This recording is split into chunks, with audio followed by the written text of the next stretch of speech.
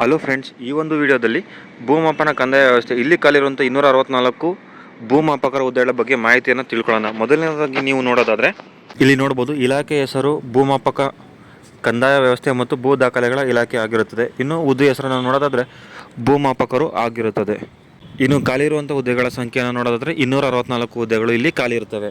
ಇವರಿಗೆ ವೇತನ ಶ್ರೇಣಿಯನ್ನು ನೋಡೋದಾದರೆ 23,500ರಿಂದ 47,650 ಇರುತ್ತದೆ.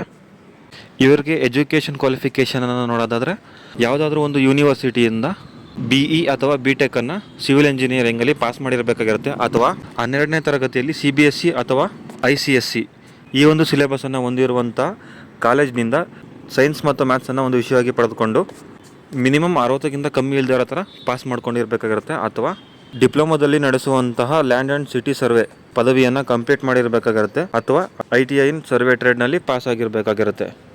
ಈ ಒಂದು ಹುದ್ದೆಗಳಿಗೆ ಅಪ್ಲಿಕೇಶನ್ ಫೀಸನ್ನು ನೋಡೋದಾದರೆ ಸಾಮಾನ್ಯ ವರ್ಗದ ಅಭ್ಯರ್ಥಿಗಳಿಗೆ 600 ಅಪ್ಲಿಕೇಶನ್ ಫೀಸನ್ನು ನಿಗದಿಪಡಿಸಲಾಗಿದೆ. ನಂತರ ಪ್ರವರ್ಗ 2A 2B 3A 3B ವರ್ಗದ ಅಭ್ಯರ್ಥಿಗಳಿಗೆ 300 ರು ಅಪ್ಲಿಕೇಶನ್ ಫೀಸನ್ನು ನಿಗದಿಪಡಿಸಲಾಗಿದೆ. ಇನ್ನು ಮಾಜಿ ಸೈನಿಕ ಅಭ್ಯರ್ಥಿಗಳಿಗೆ 50 ರು ಅಪ್ಲಿಕೇಶನ್ನ ನಿಗದಿಪಡಿಸಿದರೆ, ಅಂಗವಿಕಲ ಅಭ್ಯರ್ಥಿ ಹಾಗೂ ಪರಿಶಿಷ್ಟ ಜಾತಿ, ಪರಿಶಿಷ್ಟ ಪಂಗಡ ಹಾಗೂ ಪ್ರವರ್ಗ 1 ಅಭ್ಯರ್ಥಿಗಳಿಗೆ ಯಾವುದೇ ರೀತಿಯಾದಂಥ ಅಪ್ಲಿಕೇಶನ್ ಫೀಸನ್ನು ಇಲ್ಲಿ ನಿಗದಿಪಡಿಸಲಾಗಿಲ್ಲ.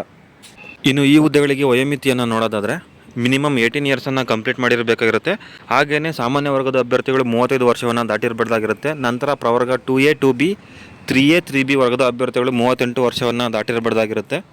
ಇನ್ನು ಪರಿಶಿಷ್ಟ ಜಾತಿ, ಪರಿಶಿಷ್ಟ ಪಂಗಡ ಕ್ಯಾಟಗರಿ 1 ಅಭ್ಯರ್ಥಿಗಳು 40 ವರ್ಷವನ್ನು ದಾಟಿರಬಾರ್ದಾಗಿರುತ್ತೆ.